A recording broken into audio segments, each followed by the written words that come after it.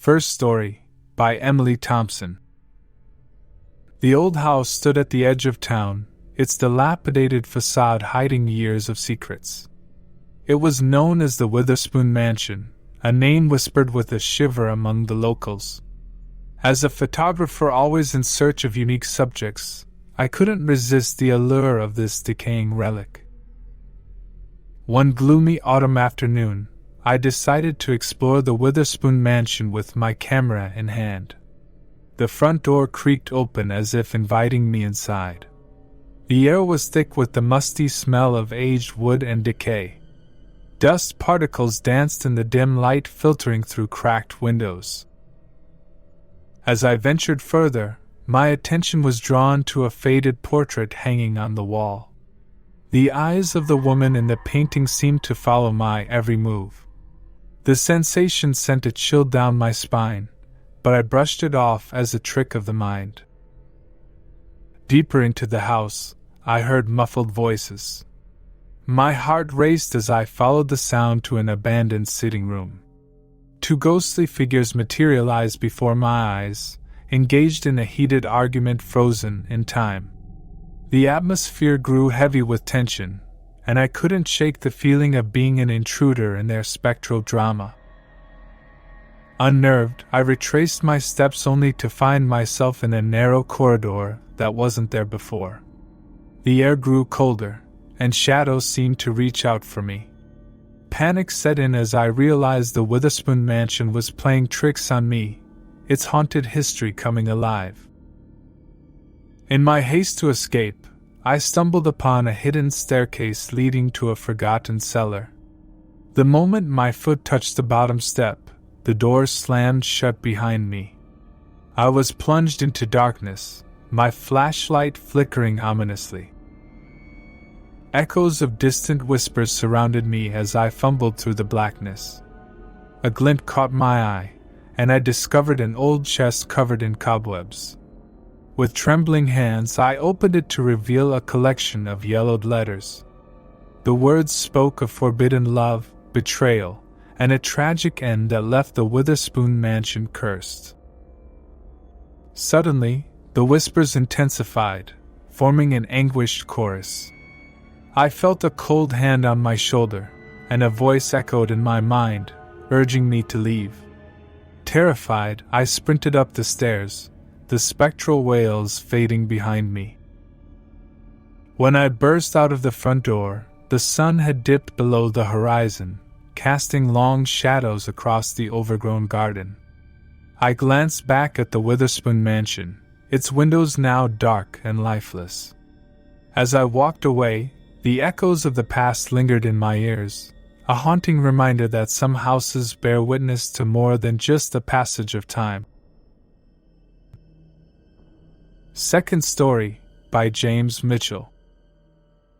The cabin nestled deep in the heart of the Appalachian woods promised solitude and serenity. Little did I know, it also harbored a sinister secret that would forever haunt my memories. I arrived at the cabin seeking refuge from the chaos of city life. The nearest town, a small enclave with a population barely touching triple digits, was miles away. My closest neighbors were the towering pines that whispered tales of ancient mysteries. The first night was peaceful, the only sounds the crackling of the fireplace and the occasional hoot of an owl. But as darkness settled in, so did an unsettling feeling. I dismissed it as the product of an overactive imagination until I heard footsteps outside the cabin. I peered through the window, expecting to find a lost hiker or a curious animal. Instead, I saw a figure cloaked in shadows, their eyes gleaming in the moonlight. Fear gripped me as I realized I was not alone in this remote wilderness. The next morning, I found strange symbols etched into the bark of the surrounding trees. A sinking feeling crept over me as I recognized the markings from an old book on Appalachian folklore. They spoke of a local legend, a malevolent spirit that roamed the woods, drawn to unsuspecting visitors. Determined to unravel the mystery, I delved into the town's archives, uncovering tales of disappearances and strange occurrences dating back decades. The cabin, it seemed, was a focal point for the malevolent spirit's manifestations. Each night brought new horrors. Unexplained sounds echoed through the cabin, whispers, laughter, and guttural growls that seemed to emanate from the very walls. Shadows danced in the firelight, contorting into grotesque shapes that mocked my sanity. One evening, as I sat by the window, the figure from the first night emerged from the shadows. Its eyes locked onto mine, sending a wave of terror through my veins. I felt an otherworldly force probing my mind, delving into my deepest fears and insecurities. Desperation drove me to seek the help of the town's elderly shaman, a weathered man with a gaze that hinted at encounters with the supernatural. He spoke of an ancient ritual to appease the vengeful spirit, a ritual that required me to confront my own fears in a harrowing journey through the woods. Armed with newfound resolve, I embarked on the ritual, guided by the shaman's cryptic instructions. The woods came alive with malevolent whispers, and the shadows morphed into grotesque specters. I stumbled through the darkness, confronting my deepest fears and regrets. As dawn broke, I reached the cabin, physically and mentally exhausted. The air felt lighter, and the symbols on the trees faded away.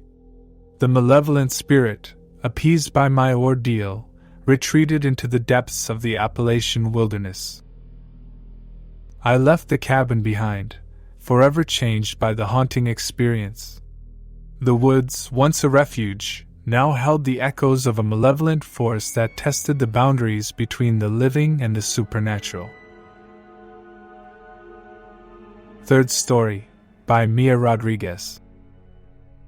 The small European village of Ravenscroft, tucked away in the misty hills of Romania, boasted a history steeped in folklore. Among its ancient buildings, one stood out, an abandoned monastery rumored to be cursed by a malevolent force. Intrigued by the tales whispered in the local tavern, I decided to spend a night within the crumbling walls of the monastery. The air inside was heavy with the scent of dampness, and the silence was broken only by the distant howls of wolves. As the night wore on, strange occurrences unfolded. Unsettling whispers echoed through the deserted hallways, and shadows danced along the walls. I dismissed them as figments of my imagination until I stumbled upon a hidden chamber deep within the monastery. The room, adorned with faded murals, held a decaying altar.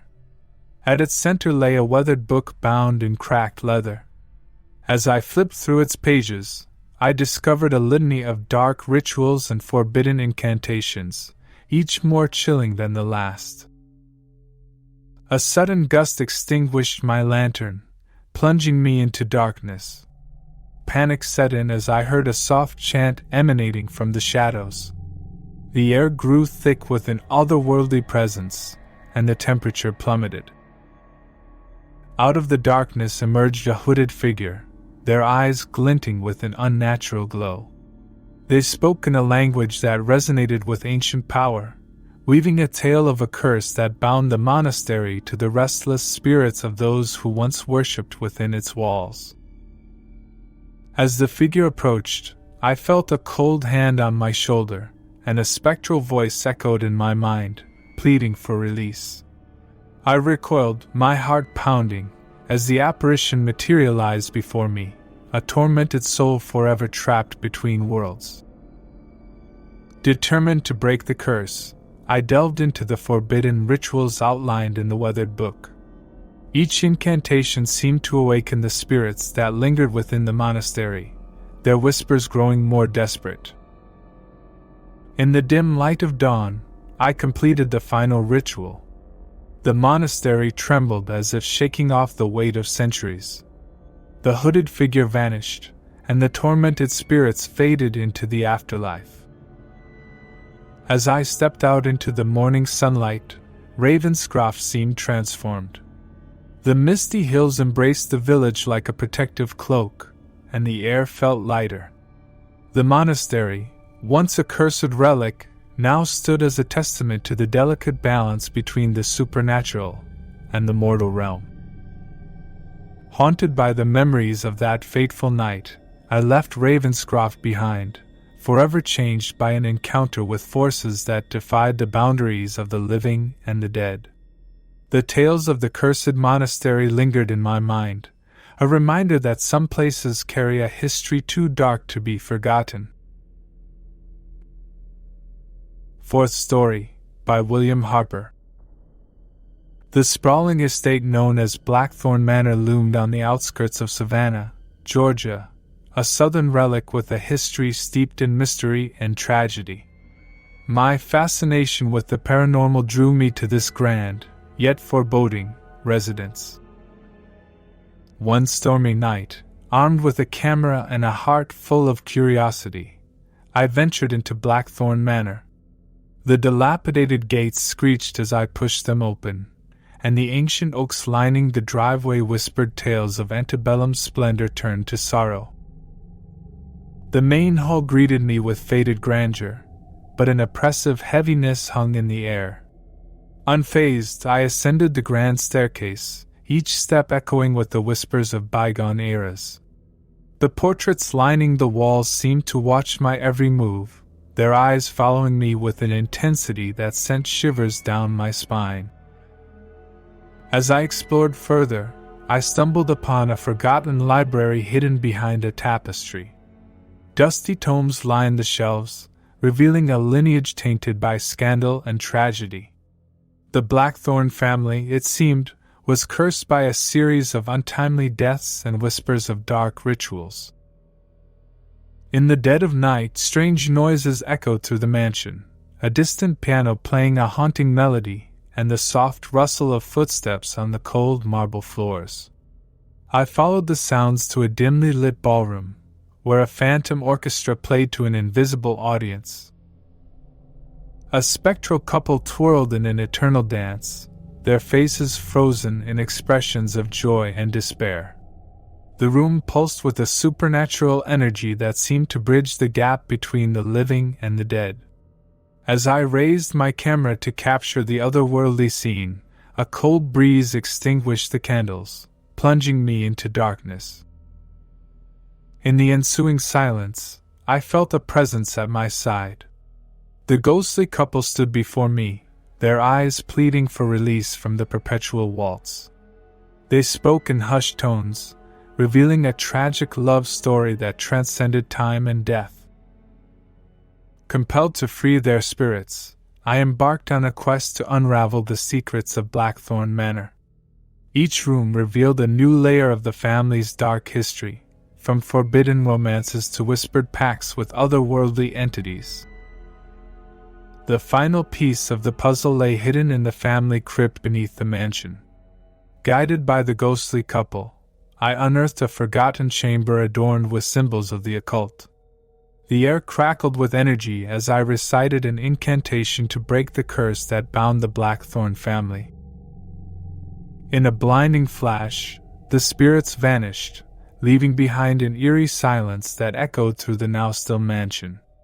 The storm outside subsided, and the first rays of dawn bathed Blackthorn Manor in a soft, golden glow. As I walked away from the estate, the weight of the paranormal encounter lingered on my shoulders.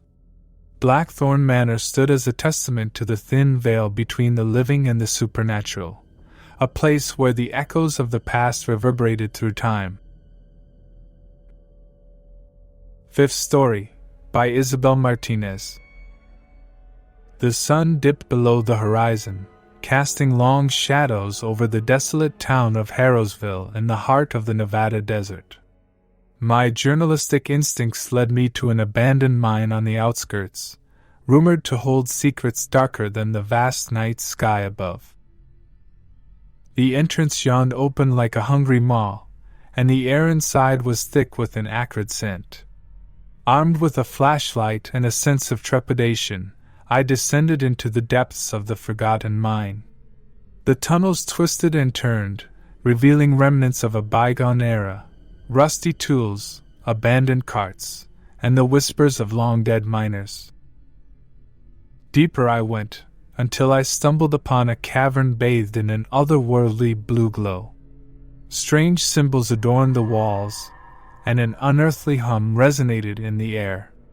As I approached, the temperature dropped, and the walls seemed to pulsate with an energy that defied explanation. The mine, it turned out, was not abandoned. A group of individuals, their faces obscured by ragged cloths, stood in a circle, chanting in a language I couldn't comprehend. In the center lay a sacrificial altar, adorned with ancient runes and surrounded by flickering candles. Fear gripped me, but curiosity drove me forward. Hiding in the shadows, I watched as they conducted a ritual that blurred the lines between the natural and the supernatural. A figure, cloaked in darkness, materialized above the altar, its eyes fixated on me as if aware of my presence. In a moment of panic, I stumbled over a loose rock, alerting the cult to my presence. The chanting ceased, and all eyes turned toward me. A cold sweat ran down my spine as I realized I had become an unwitting witness to a ritual that transcended the boundaries of sanity.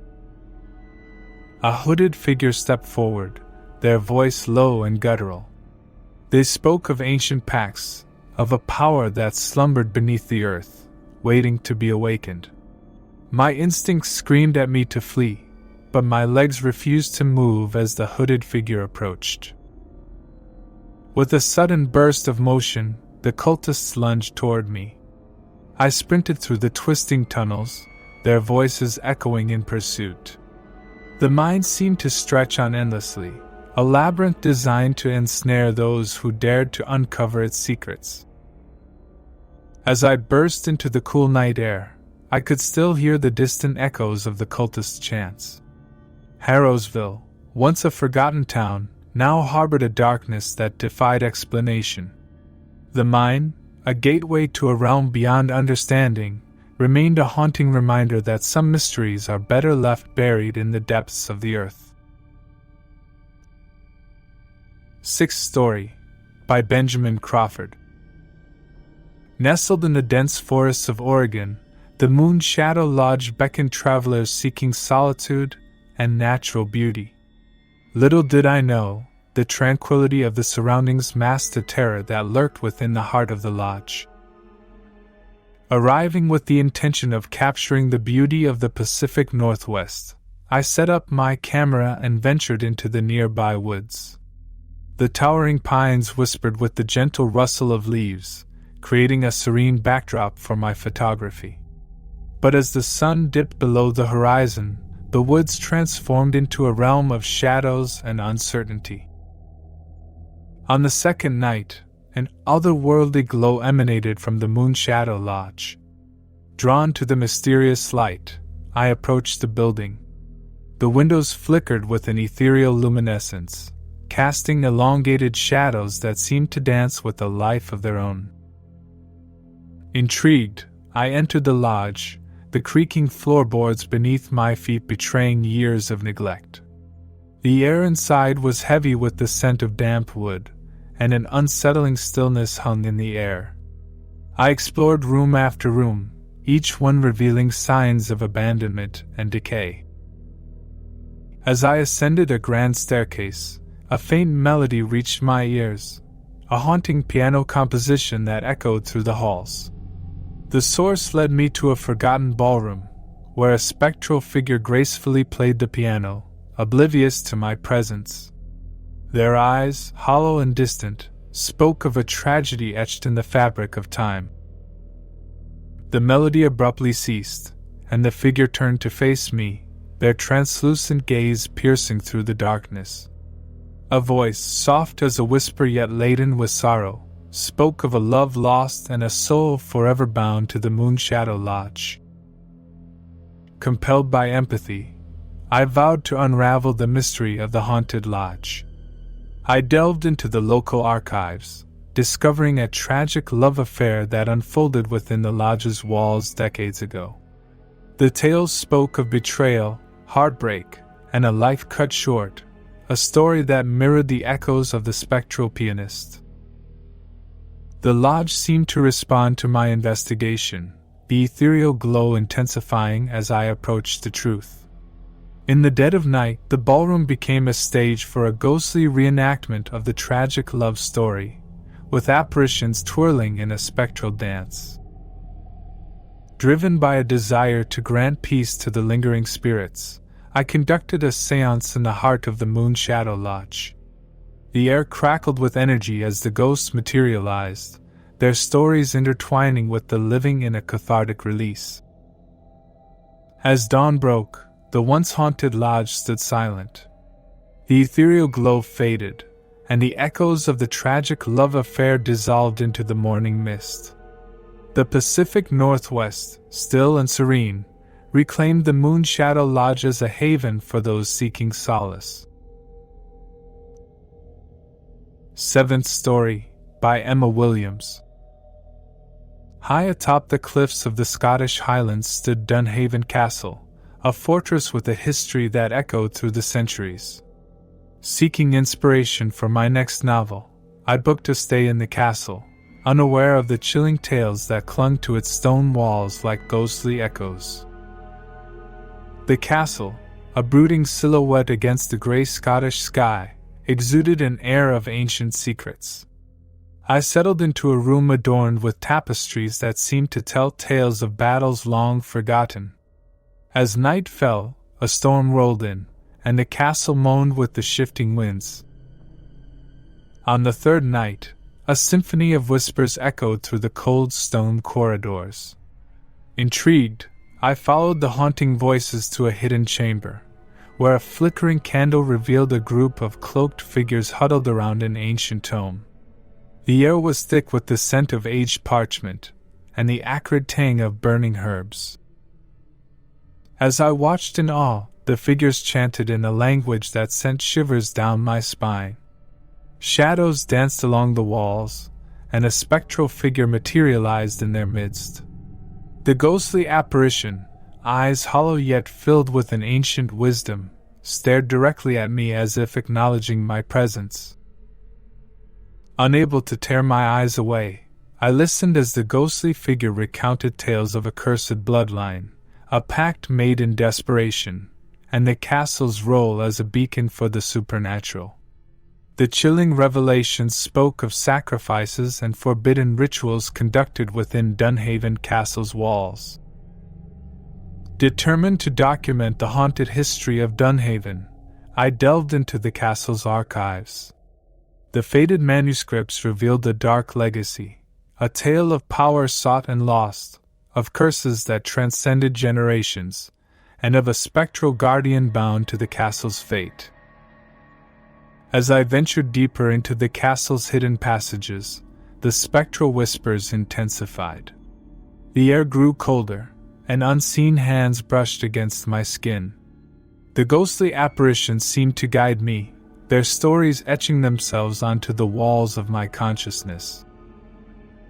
In the heart of Dunhaven, I discovered an ancient chamber, its walls adorned with symbols that pulsed with a malevolent energy. A sense of foreboding enveloped me as I realized that the castle itself was a vessel for the supernatural forces that lingered within. With trepidation, I conducted a ritual to break the curse that bound Dunhaven Castle. The air crackled with energy, and the castle seemed to resist the intrusion. Shadows writhed along the stone walls, and the ghostly apparitions merged into a collective wail that echoed through the ages. As the ritual reached its climax, the storm outside intensified, unleashing a torrent of rain and wind. The ancient stones seemed to absorb the energy, and with a deafening roar, the castle expelled the malevolent force that had plagued it for centuries. The following morning, as the storm subsided, Dunhaven Castle stood silent. The air was still, and the centuries-old tapestries seemed to depict a new chapter, one of release and redemption. The Scottish Highlands, untouched by the supernatural grip, embraced the castle as a relic of the past, its secrets buried in the mists of time. 8th story, by Thomas O'Connor. In the heart of the Appalachian Mountains, the town of Stone Creek harbored a secret that had long been whispered about but rarely spoken of openly. Drawn by tales of unexplainable occurrences, I arrived in this secluded town on a crisp autumn day, determined to uncover the truth hidden within its haunted history. Stone Creek was home to an old asylum, its imposing structure nestled between the hills like a dark sentinel. The locals spoke of strange lights flickering in the abandoned building, and rumors circulated about the tortured souls that still wandered its halls. On my first night, armed with a flashlight and a sense of trepidation, I cautiously approached the asylum's rusted gates. The air grew colder as I ventured inside, the echoes of my footsteps mingling with the distant sounds of creaking doors and ghostly murmurs. The asylum's interior was a maze of crumbling walls and shattered windows. A flickering light led me to the basement, where I discovered a room filled with medical equipment from a bygone era. As I scanned the decaying remnants, a chilling breeze whispered through the corridor, carrying with it the ghostly moans of former patients. In one corner, a tattered journal lay open, its pages revealing the accounts of a nurse who had once worked in the asylum. Tales of unethical experiments, cruel treatments, and the tormented cries of the mentally ill painted a grim picture of the facility's dark past. As I delved deeper into the asylum's secrets, I stumbled upon a hidden chamber. The room was adorned with faded symbols and crude drawings, each one telling a story of despair and anguish. The air thickened with a malevolent energy as I realized that this room was a focal point for supernatural activity. In the dead of night, the asylum came alive with spectral apparitions. Shadows danced along the walls, and disembodied whispers echoed through the empty corridors. I witnessed the phantoms of former patients, their gaunt faces contorted in pain, reenacting the trauma of their past lives. Driven by a sense of empathy, I sought to communicate with the spirits that lingered within the asylum. Armed with a Ouija board, I entered the haunted chamber, the planchette moving with an otherworldly force. The spirits spoke of unfinished business, of a need for acknowledgement and redemption. In a quest to bring closure to the tormented souls, I researched the history of the asylum's staff and uncovered a sinister figure, a sadistic doctor responsible for much of the suffering inflicted upon the patients. The spirits, it seemed, sought justice for the atrocities committed against them. In a daring act, I conducted a séance to confront the malevolent spirit. The room trembled with an unseen force, and the temperature plummeted. The ghostly figure of the sadistic doctor materialized, his eyes filled with malevolence. With the gathered energy, I compelled the spirit to face the consequences of his actions. The room resonated with the anguished cries of the tormented souls as the malevolent presence dissipated, leaving behind a chilling silence. As dawn broke over Stone Creek, the asylum stood silent. The whispers of the tormented had ceased, and the once haunted halls felt still. The townspeople, unaware of the supernatural drama that had unfolded, continued their lives, and the Appalachian Mountains embraced the asylum as a relic of a dark chapter in history. 9th story, by Olivia Turner. Nestled in the fog-shrouded hills of Northern California, the town of Ravens Hollow hid a secret beneath its charming facade, a mansion with a history darker than the redwoods that surrounded it.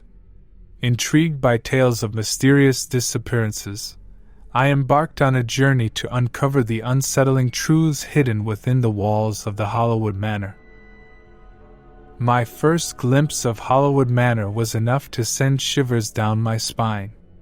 The mansion, cloaked in ivy and shadow, seemed to merge seamlessly with the ancient trees that loomed overhead.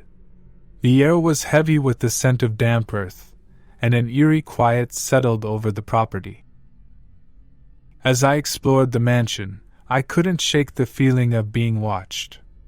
The creaking floorboards and distant whispers added to the unease that hung in the air. In one room, I discovered a collection of old photographs, each one depicting families who had once called Hollywood Manor home. Their faces, frozen in time, hinted at secrets that lingered just beneath the surface. Nightfall brought a new level of eeriness to the mansion. Unexplained footsteps echoed through the empty halls, and the soft laughter of children drifted from abandoned rooms. The shadows seemed to come alive, dancing in the flickering candlelight that barely illuminated the vast, echoing chambers. In my quest to uncover the mansion's secrets, I stumbled upon a hidden passage leading to an underground chamber. The walls were adorned with symbols that spoke of occult rituals and ancient pacts. The air grew thick with an otherworldly energy, and the temperature plummeted as I delved into the heart of the mansion's mysteries. As I navigated the twisting tunnels, I encountered a spectral figure, a woman in a tattered gown who seemed to glide through the shadows. Her hollow eyes bore into mine, and a sorrowful wail escaped her lips. It became clear that her spirit was bound to the mansion, a prisoner of a tragedy that unfolded within its walls. Driven by a sense of empathy, I sought to unravel the woman's story. The archives in Raven's Hollow revealed tales of a cursed love affair that ended in betrayal and heartbreak. The mansion, it seemed, was a witness to the tragic events that had unfolded decades ago. With newfound knowledge, I returned to the underground chamber and conducted a ritual to free the trapped spirit. The air crackled with energy, and the woman's figure wavered before dissipating into the darkness. The mansion, once a haunted relic, stood silent, as if exhaling a sigh of relief. As I left Raven's Hollow behind, I couldn't shake the lingering sense of unease. The redwoods stood sentinel, their ancient branches reaching toward the heavens. The town, seemingly unaware of the supernatural drama that had unfolded, embraced the mansion as a part of its history, a testament to the thin veil between the living and the spectral realm. 10th Story, by Nathaniel Hayes. In the heart of the Louisiana Bayou, the small town of Cypress Creek cradled a mansion with a twisted history. My journey to uncover the secrets of the Meyerwood Manor led me through a landscape draped in Spanish moss, where the air was thick with humidity, and the chorus of nocturnal creatures served as an eerie backdrop to the unfolding mystery. The first sight of Meyerwood Manor emerged like a ghostly apparition through the fog. The grand facade, adorned with wrought iron gates and crumbling stone, seemed to tell a story of decadence now lost to time.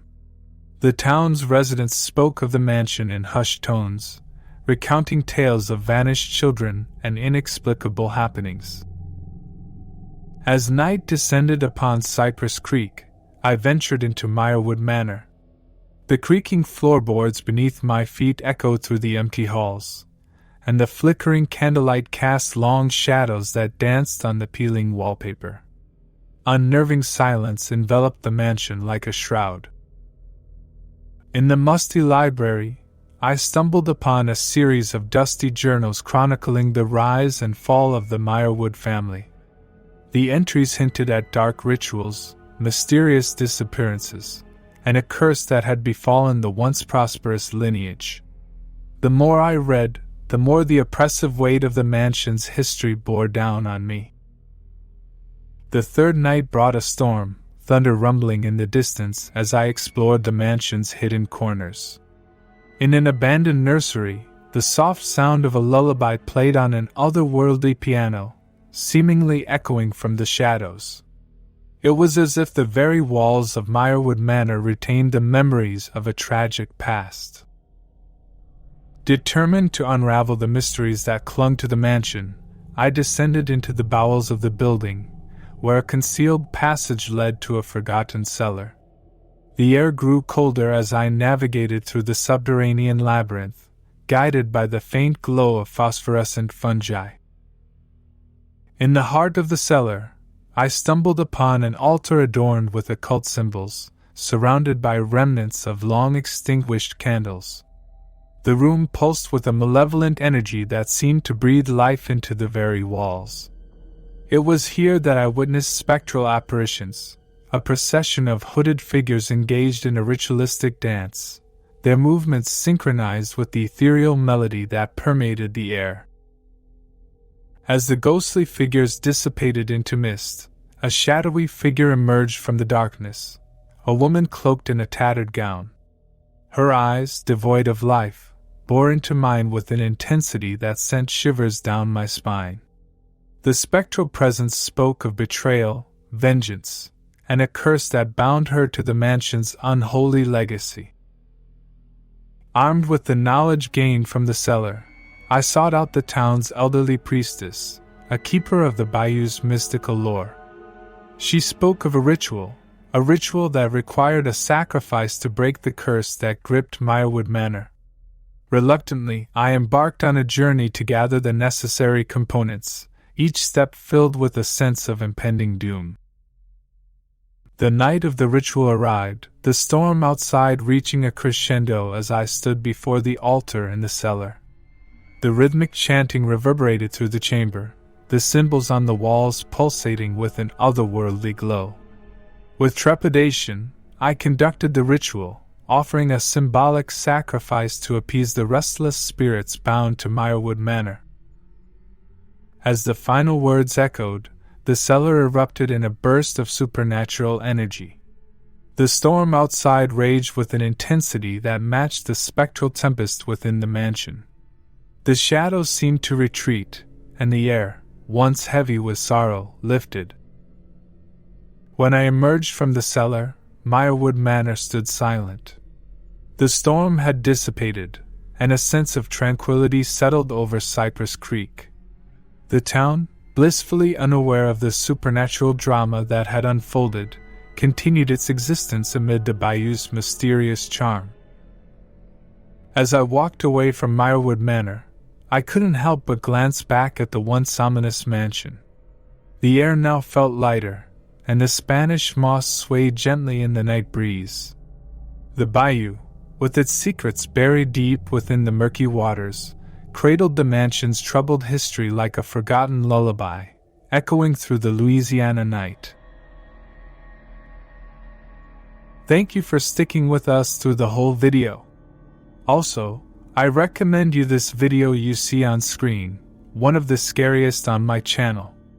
If you haven't already, don't forget to subscribe and like this video. This helps me bring you more thrilling content every day. If this video sent shivers down your spine, let me know in the comments.